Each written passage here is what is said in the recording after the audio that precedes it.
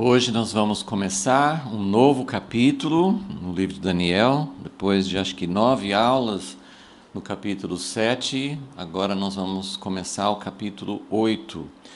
Capítulo 8 de Daniel, a visão do carneiro e do bode. Vamos orar, vamos pedir ajuda de Deus. Claro que sempre tem algumas coisas que nem vamos alcançar, nós não temos toda a revelação, nós não temos todo o entendimento, Deus vai revelando progressivamente, mas queremos a ajuda de Deus para nós podermos alcançar algo que Ele tem para nós nos dias de hoje. Senhor Deus, nós estamos diante de Ti com temor, com reverência. Gostaríamos muito de ter o mesmo coração de Daniel, porque o Senhor revelava as coisas para ele, porque ele tinha um coração que ansiava por Ti, que ansiava por Teu plano. Nós queremos ter esse mesmo espírito, esse mesmo coração. Queremos, ó Deus, que o Senhor tenha liberdade, que o Senhor venha e revele, não para uma pessoa. Queremos que nos dias de hoje o Senhor vai revelar para muitas pessoas, o Senhor vai revelar para um corpo, para um povo, para uma igreja. E nós estamos orando para que essa revelação chegue a nós, à medida que nós cavamos aqui, à medida que nós procuramos entender um pouco mais sobre aquilo que o Senhor revelou há tanto tempo, que se torne vivo, que se torne real, porque também o Senhor falou com Daniel que era para ele selar por um tempo, mas que depois iria chegar o tempo em que essas coisas seriam reveladas, precisariam ser reveladas. Por isso, Senhor, nós oramos a Ti nesta manhã, que hoje seja um dia em que o Senhor possa nos revelar algo do Teu coração, algo que nos ensine e que nos mude também. Nós não queremos encher a cabeça, nós queremos encher o nosso coração de adoração, de entendimento do Teu plano, de desejo de nos entregar a Ti, assim como o Senhor tem feito com os Teus servos em todas as épocas. Pedimos a Ti em nome de Jesus. Amém.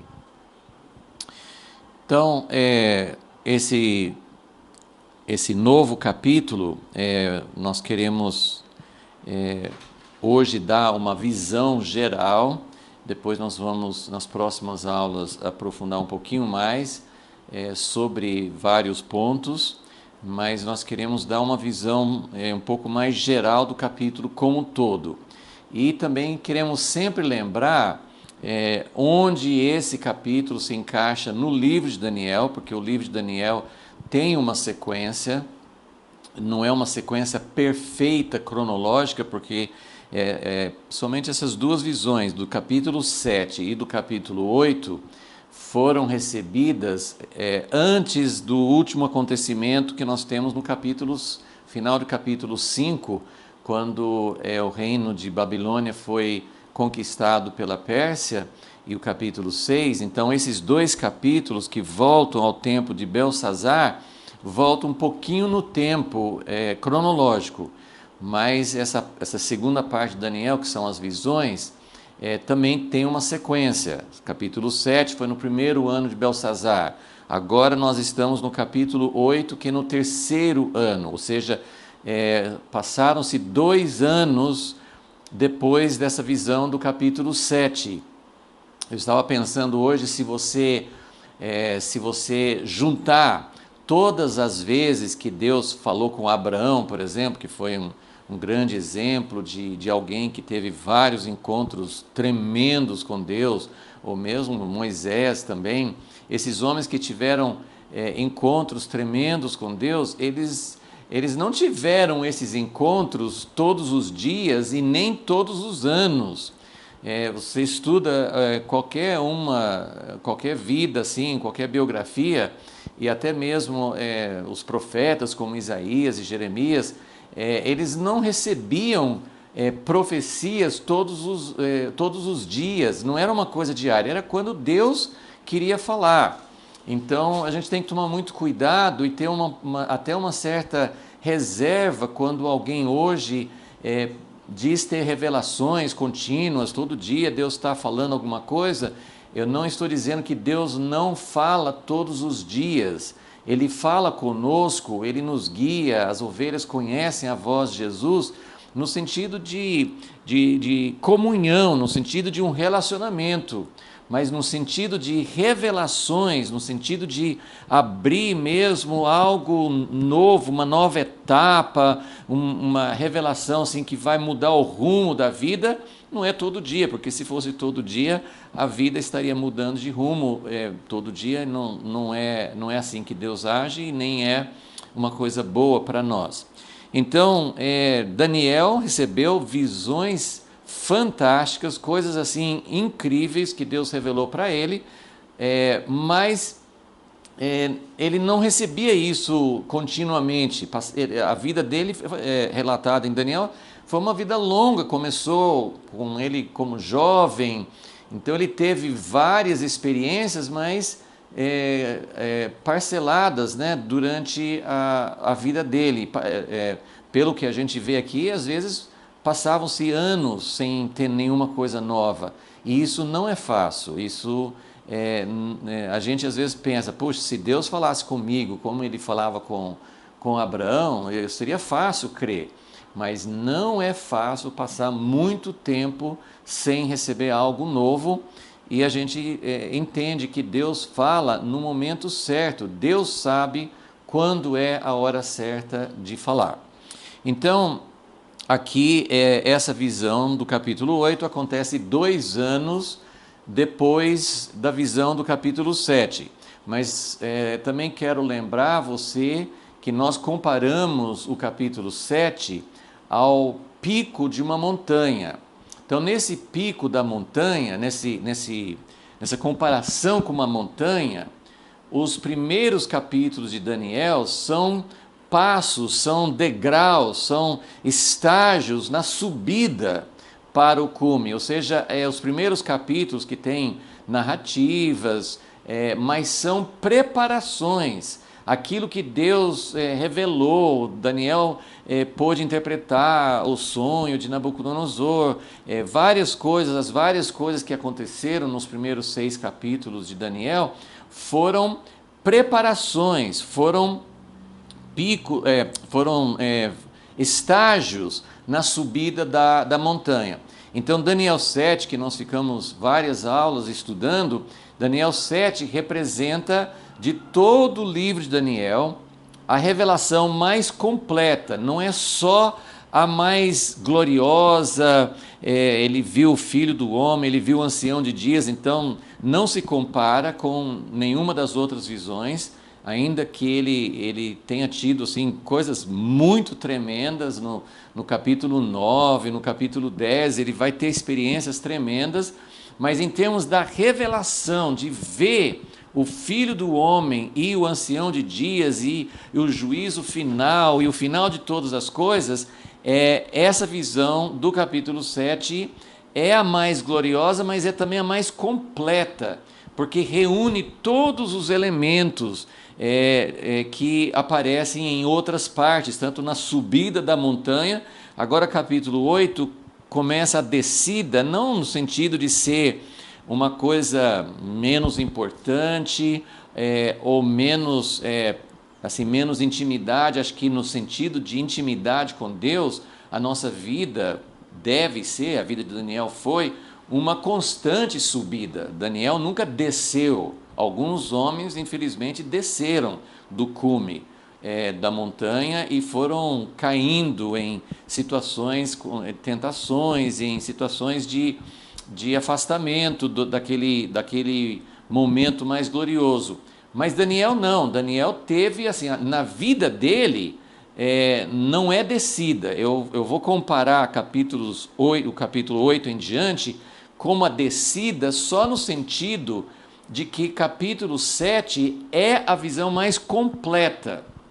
Então, a partir de agora, até o final do livro, nós vamos ter como se a câmera desse um close, assim, chegasse mais perto de um aspecto da visão completa. Então, em Daniel 7, nós temos os 4 animais, os reinos sucessivos, e toda essa situação, toda essa visão do tribunal de Deus. E temos a guerra do chifre contra os santos, e os santos recebendo o reino. Então, esses capítulos de 8 em diante vão mostrar aspectos, vão ampliar aspectos, mas nenhum dos capítulos, nenhuma das visões vai mostrar essa visão panorâmica. Por isso que é o pico da montanha, é lá em cima onde você consegue enxergar tudo. É nesse sentido que eu quero dizer que nós estamos agora descendo, no sentido sim, de não ver tudo de uma vez, mas de ver aspectos mais detalhados de uma parte da visão. Ok? Então isso é muito importante para a gente entender o contexto. E mais uma observação antes de começar a leitura do capítulo, nós precisamos sempre lembrar, até do nosso objetivo aqui no estudo sistemático, que nós estamos estudando um período na história. Então nós estamos estudando o período do cativeiro.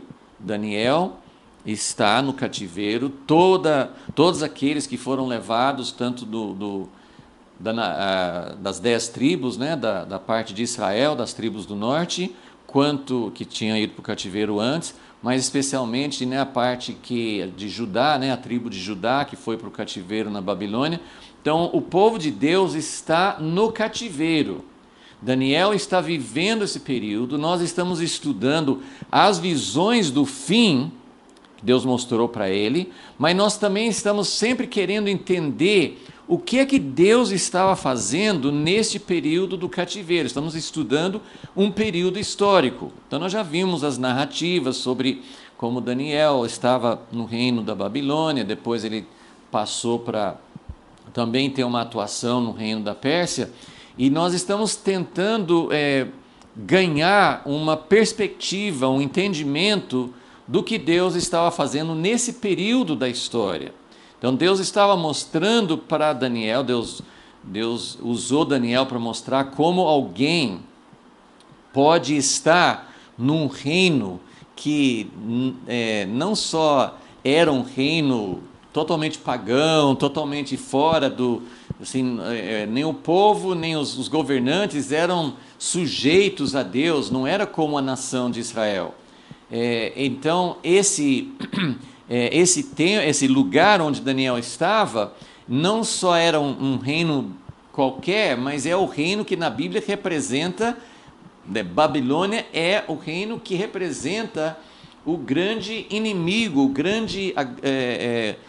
a outra parte, que assim, o reino de Deus em contraste com o reino do homem. Assim, então, a Babilônia, como o reino do Egito, ou a Síria, ou Roma, ou Grécia, qualquer um dos outros reinos, mas Babilônia tem essa representatividade, é um ícone, é um símbolo do reino que se levanta contra o reino de Deus. Então, Daniel nos mostra como alguém pode até subir, ter posições de destaque dentro de um reino como esse de Babilônia, mas manter o coração dele puro e voltado para Deus. Daniel não estava... assim, ele não estava tão... Ele não tinha uma ligação à carreira dele, ele não estava preocupado em como que ele poderia se realizar ali, ele estava preocupado com o reino de Deus. Então, ele serviu de uma maneira admirável, de uma maneira louvável, ele serviu ao reino de Babilônia, depois da Pérsia. Ele foi um excelente... oficial, ele foi um excelente servo dos reis, mas ele não tinha o coração. Isso é muito difícil para nós, porque ou nós queremos sair de tudo e ser quase que um monge no deserto, a gente quer sair de tudo que é do sistema do mundo e ficar totalmente fora, ou se nós entramos no reino do mundo, nós temos a grande tentação de querer subir e ficamos contaminados com aquele desejo de nos realizar, de ter uma carreira, de nos realizar dentro daquele lugar. Então, Daniel mostra isso Ele é uma pessoa, como nós vimos no capítulo 6, ele ora 3 vezes por dia, com as janelas abertas para Jerusalém, ou seja, ele não se esquece, não é apenas uma oração diária, é uma oração contínua, 3 vezes por dia ele ora, porque o dia todo, 3 vezes por dia, ele volta o coração para o reino de Deus, para aquilo que Deus quer fazer. Ele se interessa não só porque ele é do povo de Israel e ele quer para si, mas ele está preocupado com o plano de Deus. Então, esse é o contexto que nós temos aqui para podermos começar começar a falar sobre esse capítulo. Então, então vamos começar a ler o capítulo. Eu vou parando um pouquinho, mas só lembrando assim, que eu só vou dar uma visão dos pontos. Eu quero que todos nós tenhamos uma visão desse capítulo e depois vamos comentar algumas coisas, mas nas próximas aulas que nós vamos nos aprofundar um pouco mais. Então, capítulo 8, versículo 1, estamos no 3º ano do reinado do rei Belsazar. Em relação à cronologia, na Bíblia, não fala quantos anos Belsazar reinou. E lembramos que Belsazar ele era um regente, o pai dele que era o rei, mas o pai dele ficou a maior parte do tempo ausente. Os historiadores acham que ele deve ter reinado em torno de 10 anos. Então seria talvez no final de 10 anos de Belsazar que aconteceu aquele banquete do capítulo 5, em que ele pegou os vasos do templo de Jerusalém e Deus colocou um fim no governo dele, teve a escrita na parede e tudo mais. Então, se foi 10 anos, então nós estamos falando sobre 7 anos antes do final do reinado de Babilônia, do reino de Babilônia. Então, no 3º ano do reinado de Belsazar, ele teve essa visão, depois daquela que me apareceu no princípio, ou seja, capítulo 7. Então, essa visão, ela tem uma relação com a visão anterior, que é do capítulo 7. Foi 2 anos antes, mas o próprio Daniel ele faz uma relação. E outra coisa que a gente não sabe muito sim, sobre o significado disso, mas uma coisa importante a observar aqui, é que o capítulo 1 de Daniel foi escrito em hebraico, do capítulo 1, do início do capítulo 1 até o capítulo 2, versículo 3. No versículo 3 para 4 capítulo 2, versículos 3, 4, é que começa a parte em aramaico. A parte em aramaico vai até o final do capítulo 7. Então, esse aqui também é uma mudança. Ele muda e ninguém sabe exatamente a razão disso, o significado. Alguns pensam que essa parte em aramaico era mais de interesse não só do povo de Israel, porque aramaico era uma língua mais conhecida nos outros reinos, nos outros povos. Só que a partir do capítulo 8 volta para o hebraico, que o foco realmente é mais o povo de Israel. Isso vai ter mais o foco, mas assim, tem muitas coisas nos outros capítulos que também se referem a Israel, mas de fato as narrativas do capítulo 2 até o capítulo 6 e a visão do capítulo 7 são coisas bem abrangentes, envolvem todas as nações, não só Israel. Então aqui também é outro aspecto que nós temos no capítulo 8, volta para o hebraico. Versículo 2: Na visão que tive, vi que eu estava na cidadela de Suzã. Onde fica Suzã? Isso é na visão, ele não foi para lá fisicamente, mas ele teve uma visão em que ele estava na cidadela, que é uma cidade fortificada, uma cidade forte, de Suzã, na província de Elão. Elão é onde hoje é o país do Irã, e mesmo naquela época já fazia parte. Nessa época que Daniel recebeu essa visão, a Pérsia ainda não havia tomado controle da Babilônia, faltava em torno de 7 anos para a Babilônia cair, Mas a Pérsia, né, a Pérsia e os persas e os medos, né, eram dois povos, né, que se uniram. Eles já estavam nessa época crescendo, já estavam crescendo, mas não tinham chegado a esse ponto de derrotar a Babilônia. Mas, em outras palavras, Daniel está recebendo essa visão num tempo que essa visão vai focar especificamente dois dos 4 animais. O segundo de Daniel 7, né? Nós vimos 4 animais. Primeiro a Babilônia, segundo a Pérsia, né? Os persas medos, e terceiro a Grécia, quarto Roma ou outros reinos posteriores. Então, Daniel, na visão, ele está vendo algo que vai acontecer brevemente. Ele está vendo essa visão que ele vai receber aqui.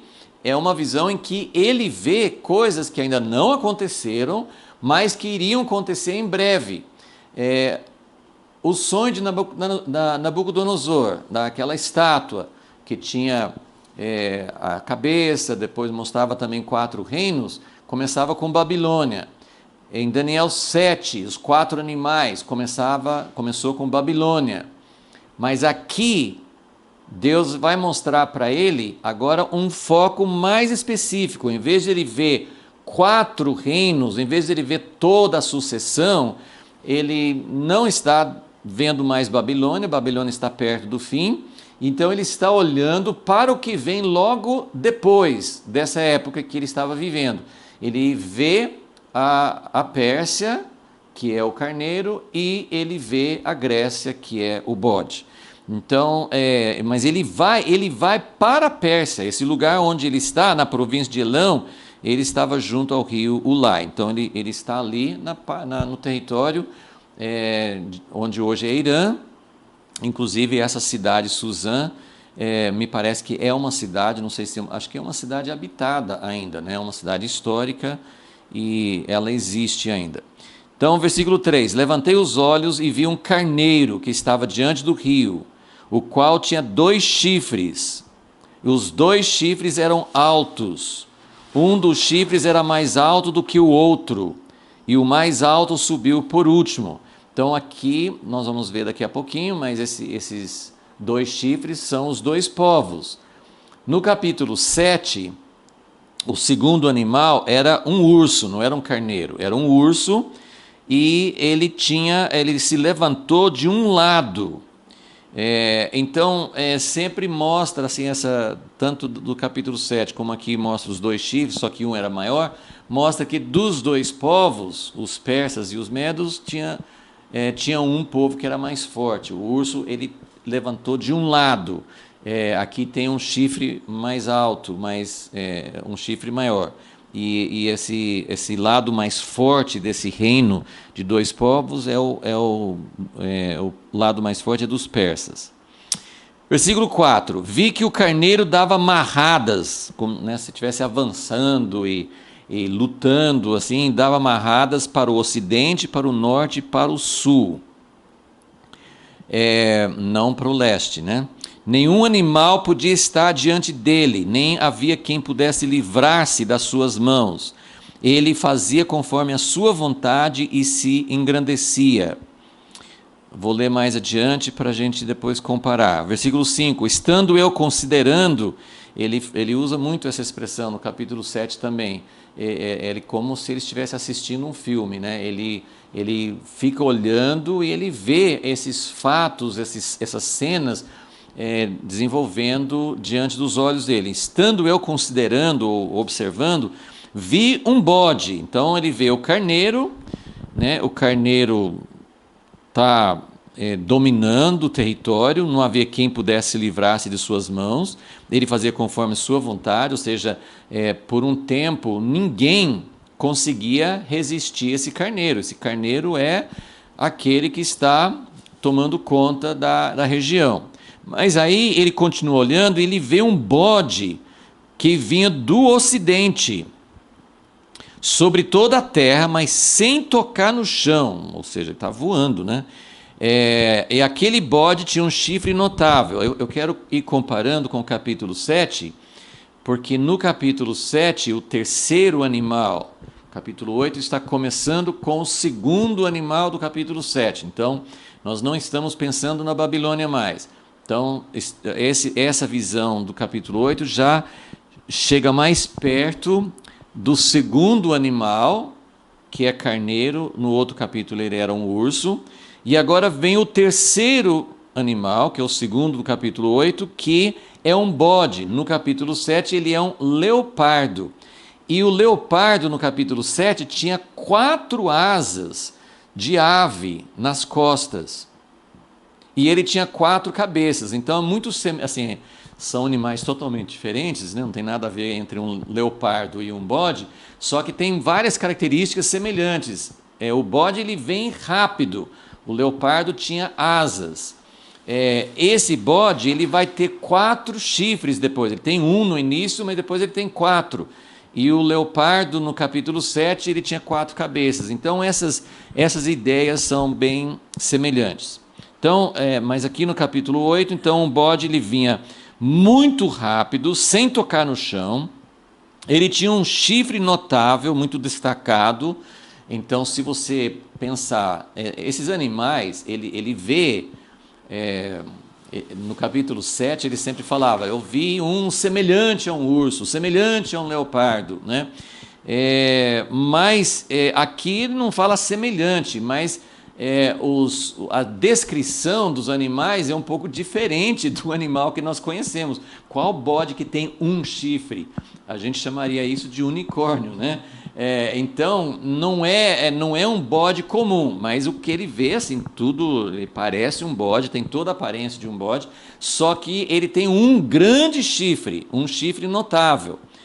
E, versículo 6, esse bode, ele chega e confronta o carneiro. Então, até esse momento, o carneiro que mandava, o carneiro que estava dominando tudo, ninguém conseguia resistir.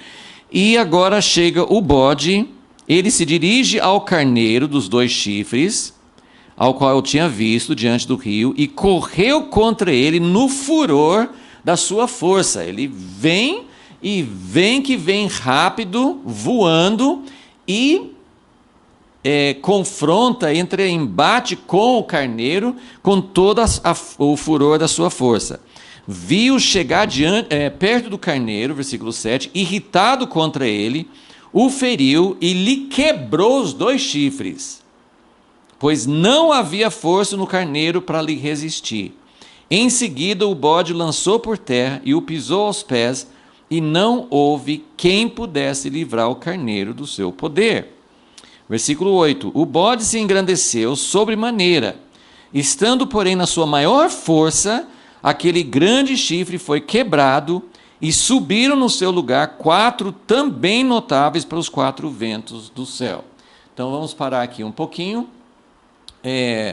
Nós temos então aqui uma descrição daquilo que vai acontecer. Deus está revelando para Daniel as coisas que vão acontecer. Nós temos visto na estátua do sonho de Nabucodonosor. Deus mostrou para Nabucodonosor, Daniel interpretou que um reino se levantaria depois de outro reino, depois outro reino, mas vai chegar uma hora em que não vai ter mais essa alternância, essa sucessão de reinos. A visão do capítulo 7 é a mesma coisa, 4 animais, vem um após o outro. Então nós estamos vendo, mais uma vez, essa ideia da sucessão de reinos. E essa é a história, nós já falamos muito sobre isso, não vou parar nesse ponto, mas só lembrando que, mais uma vez, essa é uma das grandes ênfases do livro de Daniel, é mostrar que Deus é soberano sim, mas que a história da humanidade, até o momento da consumação, em que o reino de Deus vem, e que aí sim Deus vai reinar de verdade, mas até o final nós vamos ver uma sucessão de reinos. E essa sucessão de reinos, nessa sucessão, nenhum reino é é o que Deus, vamos dizer assim, representa Deus. Nenhum reino representa a vontade de Deus, não é Deus reinando. Deus mostrou para Nabucodonosor quem mandava, Deus mostrou para Belsazar quem mandava. O rei Dario, no capítulo 6, reconhece também que tem um Deus que está acima de todos. Mas, apesar disso, nenhum desses reis que nós vimos no livro de Daniel, nenhum deles se torna realmente um servo de Deus. Nabucodonosor faz o que Deus quer, mas não é uma coisa consciente.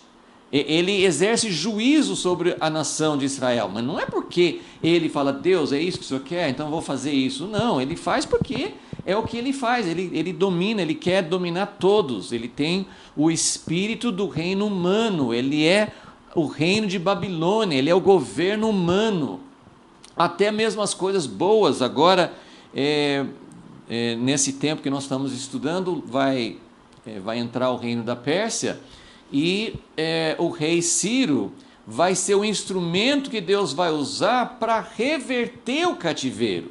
Então Deus usou Babilônia para levar para o cativeiro, Deus vai usar a Pérsia para reverter o cativeiro. Mas nenhum dos dois é servo de Deus. Nenhum dos dois se submete a Deus. Nenhum dos dois nem em parte o reino de Deus. E eu tenho enfatizado muito isso. Realmente nós precisamos, eu peço a Deus, porque eu sinto que nós estamos vivendo num dia em que a igreja não está enxergando isso. Eu estou falando de maneira geral, claro que algumas pessoas enxergam, mas a grande maioria da igreja, ainda que entenda que no fim todos os reinos vão se levantar contra Deus, as pessoas entendem essas profecias, mas no tempo atual em que nós estamos vivendo, muitas pessoas na igreja estão iludidas com uma ideia de que tem um governo que representa Deus, ou que a igreja deve apoiar como se fosse algo de Deus. E o que nós aprendemos com Daniel e que nós aprendemos com essa alternância, essa sucessão de reinos, é que nenhum dos reinos é de Deus. O rei Ciro foi chamado servo ungido de Deus no profeta Isaías, mas Nabucodonosor também foi chamado de servo de Deus. Então o que eu quero mostrar é que o que Daniel via nessas visões é essa alternância de reinos em que nenhum é do lado de Deus. Deus usa, Deus é soberano, mas o reino de Deus é totalmente distinto, é totalmente contrário a esses reinos humanos. Então é isso que Daniel está vendo aqui. Ele vê o carneiro. Então nós vemos algumas coisas semelhantes a entre esses dois reinos. Primeiro, no versículo 4, o carneiro, ele faz tudo o que ele quer, ele faz conforme a sua vontade e se engrandece. Esse é o espírito. E meu querido irmão, minha querida irmã, vamos prestar atenção. Qual é o espírito do reino deste mundo? O carneiro não era ainda o reino do anticristo. O reino do bode ainda não era o reino do anticristo. Se nós formos olhar para o capítulo 7, o reino do anticristo é o quarto, mas nem era o quarto daquela época histórica.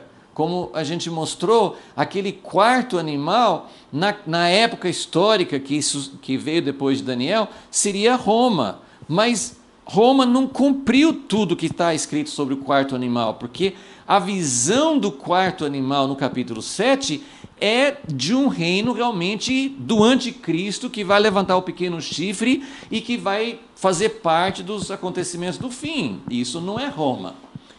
Então, esse quarto animal do capítulo 7 aponta para, porque o número 4 é simbólico, então o quarto reino foi Roma, mas foi também o Império Islâmico, mas é também o reino dos últimos dias. Então representa muitos reinos que tem havido na história humana, mas vai ter um quarto que vai ser mais terrível do que todos os outros. Então aqui no capítulo 8 nós estamos vendo o segundo e o terceiro. E aí nós temos algo que confunde muito. Nós vamos procurando entender aos poucos e mais uma vez com toda com toda humildade, com todo o reconhecimento, sim, de que tem muitas coisas que nós não entendemos ainda. Deus falou mais de uma vez com Daniel, não se preocupe, principalmente no capítulo 12, mas nesse capítulo 8 ele fala também. Essa visão é para daqui a muitos dias, o anjo falou com Daniel. Sela, deixa guardado. E como é difícil a gente ver algo e não saber interpretar. Daniel ficou doente, porque ele queria entender mais. E a gente fica estudando essas coisas, se a gente se aprofundar muito, a gente fica doente também, porque a gente quer entender. E nós estamos mais próximos, então alguns aspectos já são mais claros para nós. Mas tem muita coisa que a gente não sabe. Então, mas aos poucos nós queremos ir entendendo o princípio profético, como Deus revelou, e que Deus possa realmente nos dar algumas chaves. E aquilo que nós precisamos para hoje, com certeza Deus vai revelar. Então, vamos ver aqui, a comparação entre o segundo e o terceiro animal, eu quero mostrar que isso está em todos. Isso está em todos os animais, em todos os reinos. Este é um princípio que nós vamos ver sempre repetindo, que o reino humano, ele quer se engrandecer. Então, o que nós vemos nesses dois reinos que estamos olhando no capítulo 8, o segundo reino e o terceiro? O que nós estamos vendo? No versículo 4, o carneiro, o reino da Pérsia, ninguém podia resistir. Então, tem durante o período em que este reino tem algum tipo assim, de domínio, está no auge, está na elevação, ele domina, ninguém resiste. E a gente tem visto isso na história. Houve épocas em que os islâmicos estavam por cima, houve épocas em que vários poderes da Europa estavam dominando, tinha um período imperial em que vários países da Europa estavam fazendo colônias em outras partes do mundo. Nós vimos o predomínio dos Estados Unidos. Então nós temos uma sucessão de predomínios e tem uma época em que tem um reino que é irresistível, ninguém resiste. Então, isso acontece com o carneiro, no versículo 4, e isso acontece depois com o bode, que no bode, no versículo 7, ele derrota o carneiro e não tem ninguém que pudesse livrar o carneiro ou qualquer outro país do poder do bode. Então tem o poder, o auge do carneiro e tem o auge do bode. Nos dois casos nós temos assim essa sucessão de reinos em que um reino domina, e nesse tempo de domínio, o que aquele reino faz, o que aqueles reis fazem? Eles se engrandecem. E isso chega, assim, quando nós vemos isso é o Espírito que está em todos. E o pequeno chifre, que é o anticristo, ele vai ter isso mais do que todos os outros. Ele vai se engrandecer mais ainda. Então, quanto mais você vê em qualquer governante, e eu gosto sempre de repetir, isso está no governo político, isso está no governo da igreja, isso está em outras áreas, na ciência, vários tipos de cultura, na economia, quando você vê na filosofia, quando você vê alguém que se sobressai, assim, na história da filosofia, tem épocas diferentes, né? Iluminismo, depois vem não sei o quê, vem diferentes escolas, diferentes correntes de filosofia, e tem pessoas que sobressaem, Einstein na ciência. Então, quando alguém se sobressai e as suas ideias começam a dominar o pensamento naquela esfera, cuidado, porque o natural, o espírito que está em todos os reinos é: eu sou mais do que os outros. Então, este espírito, que pode ser dentro de uma esfera pequena, numa igrejinha, no município, em qualquer lugar, quando eu vejo as pessoas repetindo coisas, dizendo: nós vamos ser grandes, nós vamos ser os maiores, nós vamos recuperar a nossa glória. Isso acontece no esporte, você pode ver isso em todas as áreas. Quando começa a sobressair, e o que o sábio Salomão disse? O orgulho precede a queda. Porque quanto mais a pessoa se exalta, mais Deus fala: espere um pouquinho, ou talvez nem espere mais. Belsazar estava usando os vasos sagrados do templo de Jerusalém, achando que ele era o tal, que ele podia fazer o que ele quisesse, e Deus falou assim: acabou, essa noite, acabou. E a gente tem a história do navio, grande navio Titanic, que fala assim: nem Deus pode afundar esse navio. Deus falou assim: tudo bem, na primeira viagem já vai acontecer. Então, Deus tem uma maneira de tratar com isso, mas por um tempo, muitas vezes Deus permite.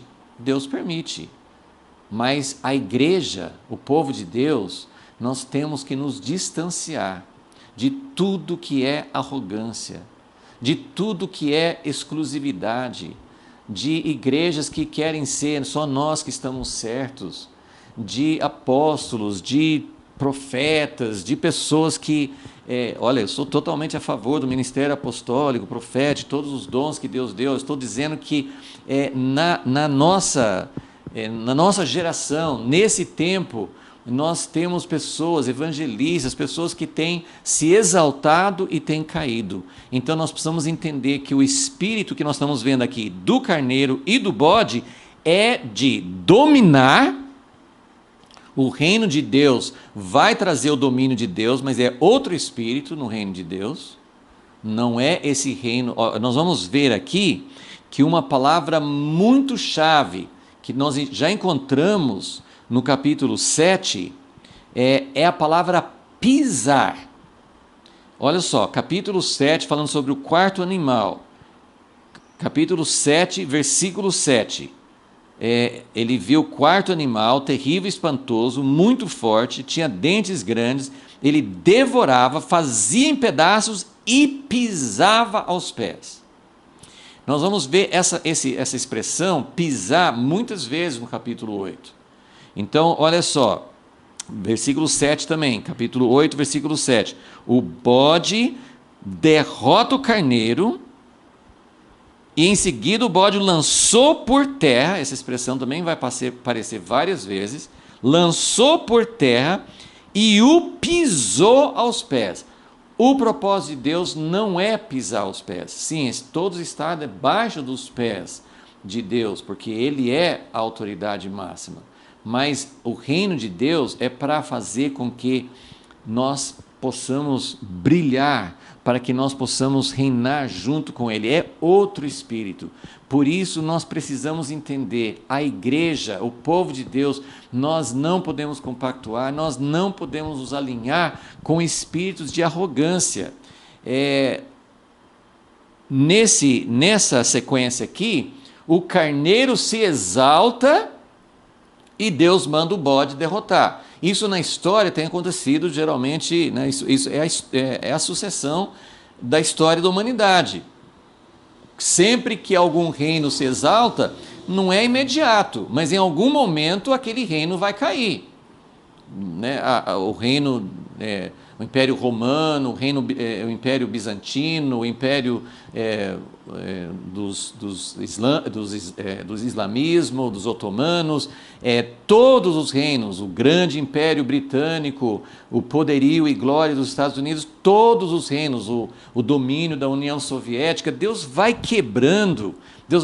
Nós vamos vendo outros países subindo, outras forças aparecendo, né? Turquia querendo subir, Irã, própria China e tal, mas outros países também. Então nós entendemos que todas as forças, Todos os impérios, eles têm esse espírito, eles têm essa ideia de que eu mando, eu quero estar por cima. Hitler tinha essa ideia e assim por diante. Então, nesse caso, Deus usou o bode para derrotar o carneiro. Então, isso é uma coisa que já aconteceu aqui. Então, o bode derrotou o carneiro, mas ele faz a mesma coisa. Versículo 8. O bode se engrandeceu sobremaneira. Dá até para entender que ele se exaltou mais do que o carneiro. Então, ele se engrandeceu sobremaneira, estando, porém, na sua maior força, aquele grande chifre foi quebrado. Lembra, o bode tinha um grande chifre. E na história nós sabemos que esse chifre representa Alexandre o Grande. Alexandre o Grande foi quem levou a Grécia à supremacia de toda aquela região, e foi em pouco tempo essa visão de que um bode veio sem tocar no chão. Realmente assim foi a conquista mais rápida que tinha havido até então na história. Nunca nenhuma potência chegou a conquistar um território tão grande. Alexandre, ele alcançou até a Índia, ele foi mais para o Oriente, foi o império maior, muito maior do que da Babilônia, muito maior do que da Pérsia. Então, ele alcançou um reino muito grande e de uma maneira muito rápida. Só que ele também morreu muito jovem. Então, tudo isso que Deus está mostrando aqui para Daniel, aconteceu. Que o bode se engrandeceu sobremaneira, porém na sua maior força, no auge. Alexandre estava radiante com a glória que ele tinha. Ele se achava, e realmente ninguém tinha feito igual a ele. Então ele se achava o máximo. Mas bem na hora que ele estava no auge, Deus, como eu falei, Deus pode fazer rápido ou ele pode demorar. Alguns impérios demoram séculos. Agora, Alexandre foi muito rápido. No auge dele, ele morreu com 30 e poucos anos, ele morreu muito jovem. E, então, aquele grande chifre, versículo 8, foi quebrado. Subiram no seu lugar 4 também notáveis para os 4 ventos do céu. Se você for olhar na internet, YouTube, comentários, explicações sobre esse capítulo, você vai sempre encontrar aqui mostrando que esse bode representa a Grécia, o chifre grande era Alexandre, e depois da morte de Alexandre, o reino dele foi dividido entre 4 generais. A história real é um pouco mais complexo, primeiro porque depois da morte de Alexandre demorou mais de 20 anos de intrigas e brigas entre os generais, e também não foram só 4 generais, parece que foram 5 pelo menos generais que subiram, mas o número também aqui é simbólico mesmo, porque fala no versículo 8 que subiram no seu lugar 4 notáveis para os 4 ventos do céu. Então a ideia aqui é um pouco mais simbólico do que literal, porque podia ser 4, 5 ou 6, mas a ideia é que foi esse grande império que Alexandre conquistou, foi subdividido entre vários generais. E aí, versículo 9, de um deles saiu um chifre muito pequeno, o qual cresceu muito para o sul, para o oriente, para a terra formosa. A terra formosa, não sei se outras traduções têm outro termo aqui, mas a terra formosa é a terra de Israel, a terra do povo de Deus. Ok, aqui então, eu agora assim, acho que talvez eu nem leia o resto do capítulo todo, mas eu quero dar uma visão sobre o que esse capítulo fala e falar um pouquinho sobre o princípio que vai nos ajudar a interpretar esse capítulo. Nós já falamos sobre esse princípio em outra parte, mais no início do livro de Daniel, nós já falamos sobre isso. Eu tenho falado sobre isso muitas vezes, no sentido de que a profecia, ela sempre precisa ser entendida no seu contexto original, como todas as escrituras, E as profecias, elas têm muitas vezes mais de um cumprimento. Então, quando as pessoas estudam Daniel 8, nós temos algumas partes de Daniel que são mais conhecidas e mais estudadas. Por exemplo, o capítulo 7 é um capítulo que muita gente estuda, a visão, sonho, né, de Nabucodonosor, é muito conhecido. Agora, esse capítulo 8, ele é pouco estudado. Nós queremos entender um pouquinho sobre o propósito desse capítulo, porque muita gente, muitos comentários, muitos intérpretes, muitos estudiosos, acham que esse capítulo, que já descrevi um pouquinho aqui, que esse capítulo trata realmente dos reinos da Pérsia e da Grécia, que foram os reinos que vieram logo em seguida. Daniel pegou a primeira parte do reino da Pérsia, né? Mas a Grécia, quando a Grécia veio, Daniel já tinha morrido. Então, nós temos essa visão que, para muitas pessoas, essa visão ela já se cumpriu, ou totalmente ou quase totalmente. Sempre tem várias interpretações, né? Tem várias visões, mas a maioria dos comentaristas vão dizer que toda essa visão, a maior parte dessa visão, tem a ver com o passado. Mesmo agora no versículo 9 vai surgir um pequeno chifre. Nós já vimos esse pequeno chifre antes, no capítulo 7. Só que no capítulo 7, o pequeno chifre surge do quarto animal, não do terceiro. Então isso já é um problema, mas o pequeno chifre, quem que é? Para muitas pessoas, o quarto animal, que seria o Império Romano, alguns têm a ideia de que o reino do anticristo vai ser baseado na Europa, que seria como se fosse retornar, né, restaurar o Império Romano, e muitas pessoas associam com a Igreja Católica, que é baseada em Roma. Então tem muitas interpretações durante séculos. Há muitos cristãos, normalmente não as pessoas da Igreja Católica, evidentemente, mas muitos cristãos têm entendido que o quarto animal é Roma e que no fim também vai ser Roma, vai ser baseado na Europa. Já outros irmãos, como Joel Richardson, ele tem uma visão de que o quarto animal é o Império Islâmico, que também seria, e vemos isso assim, hoje no horizonte, a gente não vê nem o Papa, nem ninguém falando sobre recuperar o poder. A Europa é uma potência econômica, mas a Europa é muito fraca assim, em termos de união, e assim, a Grã-Bretanha já saiu, então assim, tudo isso pode mudar, mas no horizonte hoje a gente não vê a Europa como a potência que vai dominar o mundo, mas algumas pessoas entendem que é. Eu acho que a gente tem que ter muita humildade e não ter posições dogmáticas. Nós podemos ser surpreendidos, tem muitas coisas para acontecer e não sabemos ainda, mas então nós temos a ideia de que pode ser alguma sucessão da Europa, do Império Romano, talvez envolvendo o Papa, a Igreja Católica.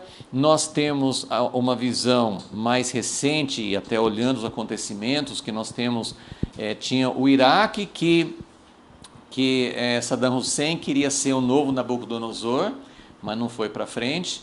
Aí nós temos o Irã, que quer também recuperar sua glória passada e continua sendo uma ameaça hoje, né, com a possibilidade de ter armas nucleares. E nós temos hoje também a Turquia, que quer abertamente, que fala a respeito de restaurar o califado islâmico. Então nós temos todas essas possibilidades sobre o quarto animal. Mas quando fala aqui no capítulo 8, sobre esse terceiro animal, esse terceiro império que é da Grécia, e desse terceiro império surge um chifrinho. Então vamos fazer a sequência. Primeiro, nesse capítulo 8, primeiro veio o carneiro, Pérsia e Medos, os persas e os medos. Ele é o segundo animal do capítulo 7. Depois vem a Grécia, que é o terceiro animal, o bode.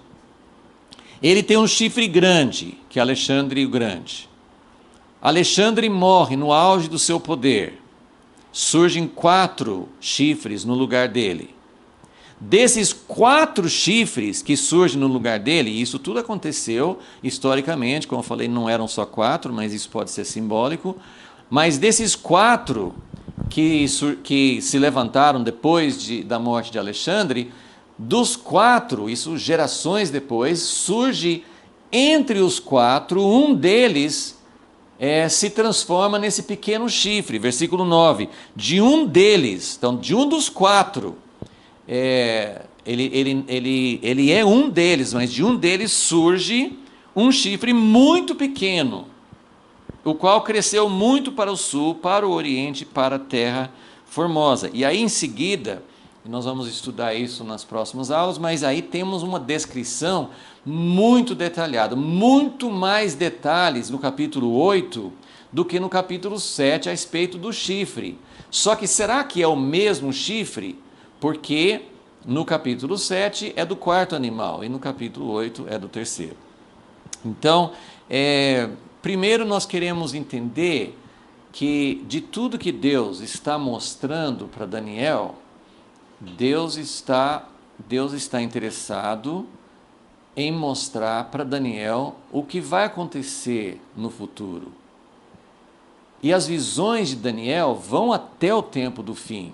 Se continuarmos lendo, nós vamos ver que Daniel, versículo 15, ele quer entender a visão, está preocupado, procurando entender, e aí vem um homem que deve ser um anjo, e esse anjo grita para um outro, que é Gabriel, e fala assim, dá a entender essa visão.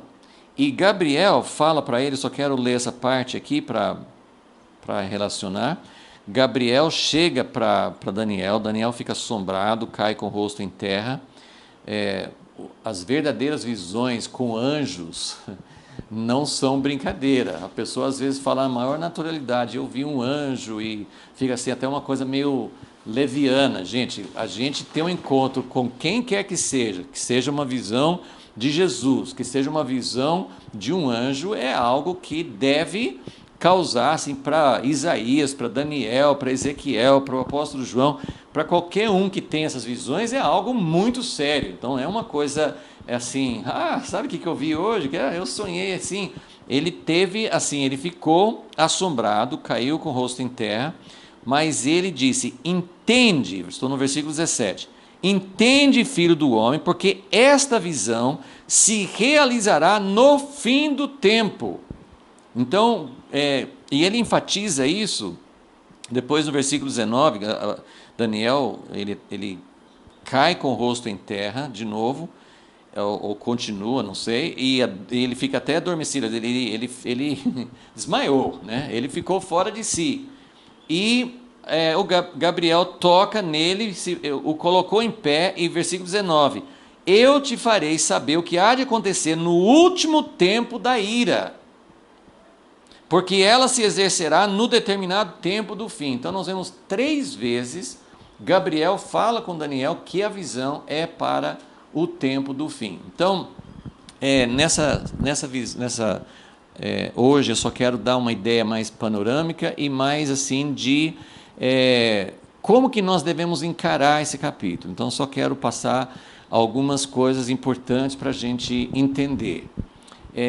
Como disse, muitas pessoas interpretam que esse capítulo se cumpriu totalmente. Por que totalmente? Se está falando do chifre, do pequeno chifre, e tem muitas coisas que fala desse pequeno chifre que identificam esse pequeno chifre com o anticristo. Então, como que alguns intérpretes acham que isso já se cumpriu? Porque, de fato, na história, depois do reino persa, veio o reino da Grécia com Alexandre. Depois de Alexandre surgiram 4 ou 5 generais dessa divisão. Então eles dividiram o grande império do Alexandre em 4 ou 5 partes. Na verdade, no início eram mais de 20 províncias, mas eles foram consolidando assim, tal. Então o reino, o grande império do Alexandre ficou dividido em 4 ou 5 partes. E uma dessas partes, que era da Síria, algumas gerações depois, surgiu um homem chamado Antíoco Epifânio, o quarto. Esse homem foi um homem terrível. Ele cumpriu muitas coisas que estão preditas aqui, mas não todas. Então, para algumas pessoas, isso aqui já aconteceu, só que tem problema com isso porque Antíoco não cumpriu tudo que foi escrito sobre o pequeno chifre. E tem uma outra coisa, esse capítulo 8 de Daniel, embora seja muito menos estudado, por exemplo, nós temos Daniel 9, que vai falar das 70 semanas, mesmo que as pessoas não entendam, acho que todo mundo já ouviu falar das 70 semanas, é uma profecia muito conhecida, mas em Daniel 8 tem uma profecia de 2.300 dias, e tem a primeira menção no versículo 13, Daniel ouve um anjo, um santo, parece que são anjos, um santo falando e dizendo a outro santo: até quando durará a visão do sacrifício contínuo e da transgressão assoladora? Tem várias traduções sobre isso, mas essa é a mesma expressão que vai aparecer em Daniel 9, em Daniel 11, em Daniel 12, e que Jesus vai citar, vai falar em Mateus 15, em Mateus 24, versículo 15, e eu quero até ler esse versículo para confirmar o que eu estou querendo explicar aqui sobre esse capítulo 8. Em Mateus 24, que todos devem lembrar que é o capítulo em que Jesus responde aos discípulos, dizendo, eles querem saber quando que vai acontecer o fim, quando que o templo vai ser destruído. Toda a pergunta, todo o assunto do capítulo 24 foi por causa de uma pergunta dos discípulos. E os discípulos queriam saber, porque eles estavam falando com Jesus: olha que templo maravilhoso. E Jesus falou assim: você está achando isso muito bonito, muito maravilhoso, mas tudo isso aí vai cair, não vai ficar uma pedra sobre outra. Eles ficaram pasmos, eles ficaram atônitos com essa resposta de Jesus. Aí eles perguntaram: mas quando que vai ser isso? E quando então que o Senhor vem para reinar? Porque eles acreditavam que Jesus era o Messias, que Jesus ia reinar, e eles entendiam que isso tinha uma ligação com o templo. Se o templo vai ser destruído, como que isso vai acontecer no fim? Então, todo o capítulo 24 é uma resposta a essa pergunta. E essa resposta, ele fala várias coisas no início do capítulo, mas no versículo 15, Mateus 24, 15, ele fala: portanto, quando virdes que a abominação da desolação, é a mesma expressão que eu acabei de ler em Daniel 8,13, que é a transgressão assoladora, é uma transgressão tão grande, é um sacrilégio, é chegar a um ponto extremo de transgressão, de afronta a Deus. E isso aparece várias vezes em Daniel, só que a primeira vez é no capítulo, esse versículo 13 de Daniel 8, mas Jesus se refere a isso. Na sua resposta aos discípulos, em Mateus 24, ele fala: portanto, quando virdes que a abominação da desolação, de que falou o profeta Daniel, não sei se todos lembram, mas os judeus não consideram, até assim no cânon das escrituras dos judeus ortodoxos, dos judeus que ainda não conhecem Jesus, na organização, isso veio antes, não foi de agora, mas na organização do livro das Escrituras, não é como na nossa Bíblia, que Daniel faz parte dos livros proféticos.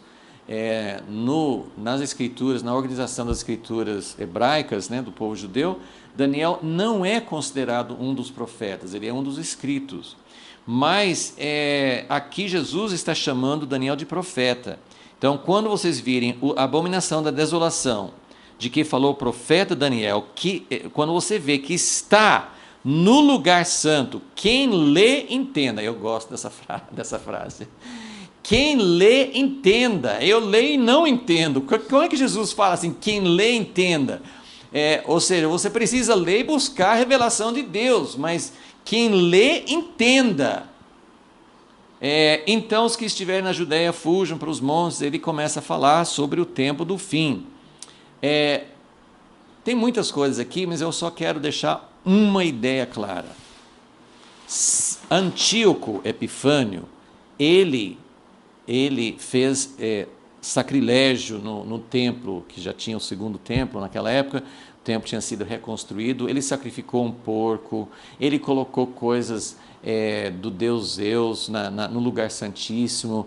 Ele fez uma abominação, ele perseguiu o povo judeu, matou 40 mil só em Jerusalém, exilou um monte, proibia. Antíoco era uma figura muito forte do anticristo. Ele fez muita coisa que fala, que foi profetizado a respeito do pequeno chifre. Mas duas coisas nós precisamos observar. Primeiro, que ele não cumpriu todas as coisas. Depois nós vamos ver algumas relações, algumas coisas que Antíoco não cumpriu. Mas então, a primeira coisa é que Antíoco não cumpriu tudo que fala aqui, mesmo porque em Daniel 8, quando a gente lê tudo que fala a respeito do pequeno chifre, é muita coisa grande. Antíoco foi terrível, mas ele não chegou nesse ponto, ele não fez estrelas do céu caírem, ele não chegou, ele não se exaltou a esse ponto, se exaltou muito, mas ele não chegou a esse ponto. E muitos governantes, muitas figuras do anticristo na história, Hitler foi um homem que cumpriu muita coisa, mas teve vários outros, alguns dos imperadores romanos foram assim. Mas nenhum cumpriu plenamente. Então nós temos esse problema de que Antíoco também não foi um cumprimento pleno de tudo que Deus mostrou para Daniel, nem nesse capítulo e nem em alguns outros. Mas a segunda razão porque nós entendemos que Daniel 8 não foi cumprido historicamente ainda, é que o próprio Jesus está falando. Muito tempo depois de Daniel, muito tempo depois de Antíoco, Jesus está dizendo, quando vocês virem a abominação da desolação. Então, Antíoco fez, mas não era ainda aquela abominação que Daniel estava falando, porque Jesus disse, quando vocês virem, isso ainda vai acontecer. E isso aconteceu também parcialmente na destruição de Jerusalém no ano 70 depois de Jesus, mas também não aconteceu tudo. Então, vamos só olhar esse diagrama que nós já mostramos anteriormente, e isso eu creio que para mim é uma chave. Como que eu entendo essas profecias? Então, esse princípio profético funciona da seguinte forma, como eu entendo. Não sou eu sozinho, mas essa é a minha maneira de olhar não só para Daniel 8, para muitas e muitas profecias na Bíblia. Nós temos sempre essa visão de que uma profecia pode ter mais de um cumprimento. Mas além de só falar assim, teve um cumprimento em Antíoco, mas vai ter outro lá na frente. Mas vamos entender isso. Deus dá uma revelação no momento da história. Deus não estava mostrando para Daniel algo que não tinha nada a ver com o tempo dele. Daniel estava vivendo cativeiro, ele estava na Babilônia. Dentro de poucos anos, depois dessa visão, ele passaria a servir ao Império Persa. Então, Daniel vivia num momento histórico, ele estava no que nós chamamos aqui de presente.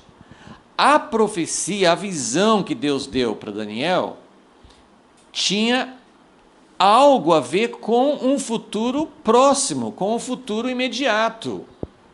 Deus não iria simplesmente falar assim, Daniel, não se preocupe, daqui 2000 e tantos anos, eu vou te mostrar o que vai acontecer no fim. Não, Daniel estava vivendo um momento histórico, Jeremias viveu, Ezequiel viveu, cada um dos profetas, no tempo de Jesus, eles estavam vivendo um tempo presente, dentro de alguns anos, Jerusalém seria destruída. Então, em Mateus 24, tem referência à destruição de Jerusalém por Roma, mas não foi o seu cumprimento final. Então, Deus revela algo sobre um futuro imediato, isso é importante. Deus não tira a gente do nosso contexto. Nós estamos interessados, Daniel estava muito interessado no que iria acontecer nos próximos anos, nas próximas gerações. Então Deus revelou para ele várias coisas sobre o futuro imediato. Nesse capítulo 8, nós podemos colocar aqui os reinos da Pérsia e da Grécia. De toda aquela visão de Daniel 7, que é lá do pico da montanha, que ele viu basicamente tudo, não todos os detalhes, mas ele viu assim, uma visão geral até o fim.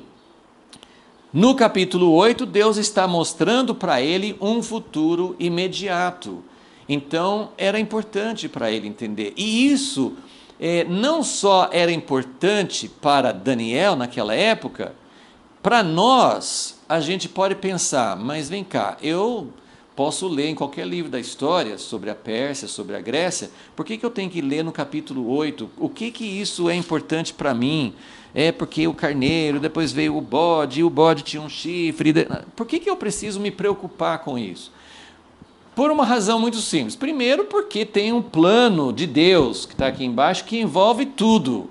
Então, a gente quer saber como é que Deus foi desenvolvendo o seu plano. Essa sucessão de reinos, essas coisas que foram acontecendo naquela época, interessam para nós. Mas por uma outra razão também. Porque o fato de que Deus deu uma visão para Daniel, e essa visão se cumpriu em detalhes. Daniel não tinha como saber disso. Um bode com um chifre grande que ia cair no auge do poder dele, depois iam surgir mais 4, depois ia ter um chifre pequeno. Como que Daniel ia saber disso? Então, quando a gente vê que a visão que Deus deu para Daniel se cumpriu até ali, isso nos dá confiança. Daniel não estava tendo uma visão falsa, uma visão que ele inventou, mas ele recebeu, de fato, uma visão de Deus. Então, esse futuro imediato é importante por causa disso.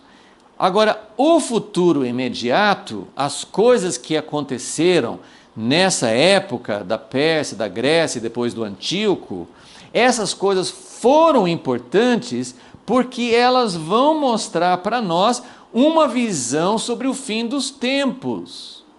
Então, o que Deus estava falando assim, olha, vai acontecer essas coisas agora, mas essas coisas que vão acontecer vão ser uma espécie de espelho, vão ser uma espécie de visão antecipada do que vai acontecer no fim.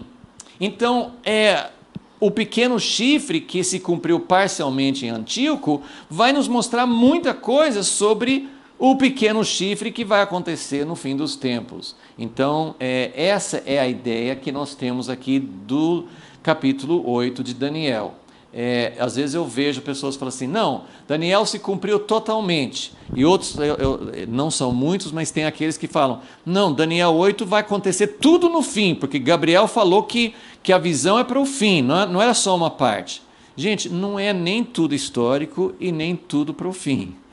É histórico, de acordo com esse diagrama aqui. É histórico, porque Deus mostrou que iria acontecer, mas também fala do fim dos tempos. E aqui, nós temos aqui que nessas visões que Deus deu para Daniel, e isso acontece em outras visões também dos profetas, Deus coloca vai cumprir alguma coisa mais rápido, mas depois tem as coisas que vão acontecer no fim dos tempos. Entre o futuro imediato e o fim dos tempos tem um tempo indeterminado que nós não sabemos. E Deus até dá algumas medidas de tempo. No capítulo 7, ele fala de tempo, tempos e metade de um tempo, que entendemos que são 3 anos e meio. No capítulo 8 de Daniel, ele fala sobre 2.300 dias. No capítulo 9 de Daniel, ele fala sobre 70 semanas. E aí se você chegar no capítulo 12 de Daniel, ele fala sobre 1260 dias, 1290 dias, 1335 dias.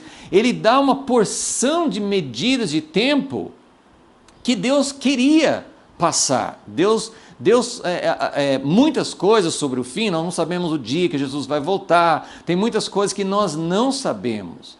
Mas Deus deu para Daniel, e tem outras escrituras também no Apocalipse, tem outras escrituras que às vezes mostram umas medidas de tempo. Então Deus quer revelar o tempo, só que Ele coloca dentro de um enigma, dentro de um mistério, porque não é para a gente saber antes da hora ou de qualquer forma, mas tem coisas que nós precisamos saber sobre o cronograma de Deus.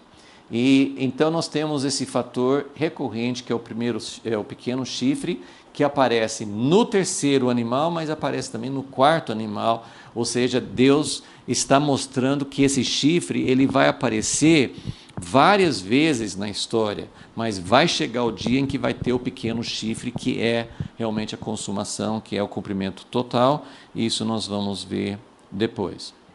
E eu só queria terminar então essa aula de hoje falando, eu vou mostrar aqui o último versículo do capítulo 8, Daniel 8, 27, fala: Eu, Daniel, estive enfraquecido e enfermo alguns dias.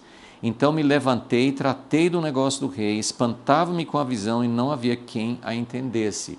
Isso quer dizer que ele acho que ele compartilhou com algumas pessoas. A gente não sabe se tinha aqueles 3 amigos dele ainda, mas ele compartilhou e ninguém entendia. O que eu quero mostrar? Vamos lembrar de novo do contexto de Daniel. Para Daniel, ele não entendia plenamente as implicações, ele não sabia de tudo, mas só pensem junto comigo numa situação. Daniel, quando jovem, ele já estava na Babilônia quando o templo foi destruído, mas ele viveu na época, né? Ele viu em termos, né? Ele soube da destruição de Jerusalém, a destruição do templo. Daniel vive no cativeiro, Daniel ora 3 vezes por dia, com as janelas abertas para Jerusalém. Nós vamos ver nos próximos capítulos, Daniel 9, Daniel ora porque ele quer saber como que Deus vai restaurar, como que Deus vai reverter, como que Deus vai cumprir suas promessas. Ele quer ver Jerusalém restaurada, restabelecida. Então, nós temos um Daniel que está perguntando: Deus, como vai ser isso? E Daniel vê em visão coisas lá na frente, em que ele vê um templo de novo. Nós vamos ver aqui no capítulo 8, vai aparecer mais em outras partes do livro. Ele vai ver que vai ter um templo reconstruído, e esse templo reconstruído vai ser destruído de novo. Daniel vê isso, ele não ia ficar doente. Ele pensa, talvez, que o cativeiro, né, ele vai orar no capítulo 9, acabaram 70 anos, Deus, está na hora de restaurar. E Deus mostra para ele: sim, vai restaurar, mas olha quanta coisa vai acontecer ainda. Bom, nosso consolo é que nós cremos que diante de nós não tem todas essas coisas para acontecer ainda, mas nós precisamos entender, Daniel recebeu a visão de Deus mostrando que antes da glória final, algumas coisas teriam que acontecer, inclusive que não aconteceram ainda, e é isso que nós queremos nos colocar diante de Deus, como Daniel, queremos aprender a orar com Daniel, e nós queremos ter o coração dele. Senhor Deus, essas coisas são realmente muito além da nossa capacidade. Só de olhar um pouquinho nesse capítulo 8, vemos que tem muitas coisas, várias delas que não temos nem condição de entender, mas se o Senhor puder nos mostrar, se nós pudermos entender, se o Senhor, ó Deus, tiver misericórdia e tiver graça de nós, a ponto de abrir alguns princípios para nós e de nos mostrar como que essas coisas, como nós podemos encarar as revelações que o Senhor deu para Daniel e como nós podemos encaixar isso na nossa geração, como nós podemos entender esse grande plano de Deus, os fatores recorrentes, esse tempo indeterminado, como que aqueles acontecimentos históricos têm a ver com o nosso tempo atual. Senhor, tem muita coisa que nós queremos entender e o Senhor sabe exatamente o que nós precisamos entender. E nós pedimos a Ti que nós possamos estar diante de Ti e que o Senhor possa ver em nós pessoas, não uma só, não duas, mas que o Senhor possa ver uma igreja semelhante a Daniel. Daniel é um exemplo de uma igreja que ora, uma igreja que é fiel na Babilônia, uma igreja que se interessa, que ora com as janelas abertas para Jerusalém. Nós queremos ser como Daniel e queremos que o Senhor tenha liberdade, desejo de compartilhar conosco, para que nós possamos entrar em dores de parto. Essas revelações não vão nos deixar arrogantes, achando que nós sabemos, a gente se vangloriando para outros, que a gente entende Daniel, a gente sabe o que significa. Não, que essas revelações, à medida que realmente vierem para nós, possam gerar em nós um espírito de intercessão e um espírito de disposição de estar diante de Ti nesses momentos finais em que vai haver tanta guerra contra os santos, tanto combate final, mas uma grande esperança, porque vai acabar essa sucessão de reinos, vai acabar esse chifre, vai acabar o poder que o inimigo tem sobre a terra e o Senhor vai estabelecer o Teu reino. Essa é a nossa esperança e é o que nos mantém firmes no propósito diante de Ti. Abençoa a nossa vida nesse dia, Senhor, pedimos em nome de Jesus. Amém.